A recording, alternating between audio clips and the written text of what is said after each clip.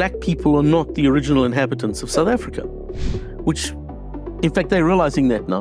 When they claimed that they owned all the land, the original inhabitants, of whom there are not many left, said, excuse me, no, we were the original inhabitants. You guys were migrants here as well, which they were. Okay, the original inhabitants of Southern Africa are called the Khoisan. In the West, the Bushmen are Khoisan. Hottentots are Khoisan. But you can't use those words anymore. You now have to call them Khoisan, okay? All right, now, and they were the inhabitants of the whole of Southern Africa. So the whole of South Africa, at one stage, were Khoisan. The black people originated in what is now Cameroon. That's where they... Hold on, Khoisan aren't black? No. What are they? They're a completely separate ethnicity all on their own. In fact, if you look at them, they're kind of yellowy. They're a light brown yellow color, right. But they look more Asian than African. They do not consider themselves African. Interesting. When the white guys arrive in Cape Town, so 1652 is when Dutch guys arrived there. At that stage, you could have divided South Africa almost exactly 50-50, what's now South Africa. The western half of the country was entirely Khoisan. There were no black people there. None at all. Only Khoisan. So we're Cape Towners, all that area, Khoisan people. The northern part of the country did have black people. They'd started arriving, and they were still migrating. How long have they been there in the northern? Well, it's a moot point, and people have debated it.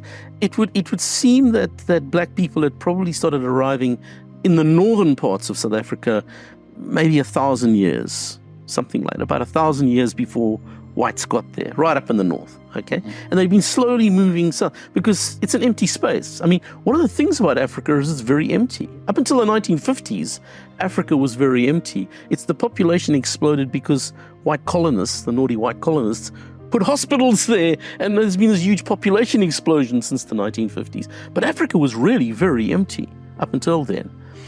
And so tribes moved around and just occupied new empty territory. So the guys coming down from the north, who called the Bantu, it's called the Bantu expansions, when black people came out of the Cameroons, they'd been occupying South Africa and moving systematically south, down the east coast of South Africa. They were pastoralists, am I right? Yeah, they were pastoralists, yeah. Whereas the Khoisan were hunter-gatherers. They were like aboriginals, okay? So they hadn't become pastoralists yet.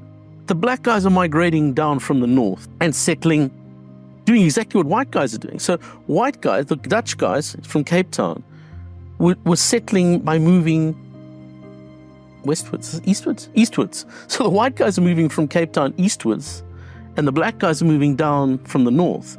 And they met at a place called the Fish River, which is now in the middle of South Africa, at a place called, it's still called Border. Everybody in South Africa calls that part of the country the border, even though there's no border there at all anymore. But there was a river called the Fish River, which is where blacks and whites first encountered each other. And then it started 100 years of warfare between whites and the Xhosa, who were the tribe that they met there. So, okay, so at that point, that would have been in about 1700. So whites and blacks first encountered each other in 1700. Okay? So whites had already been there for 100 years at that point.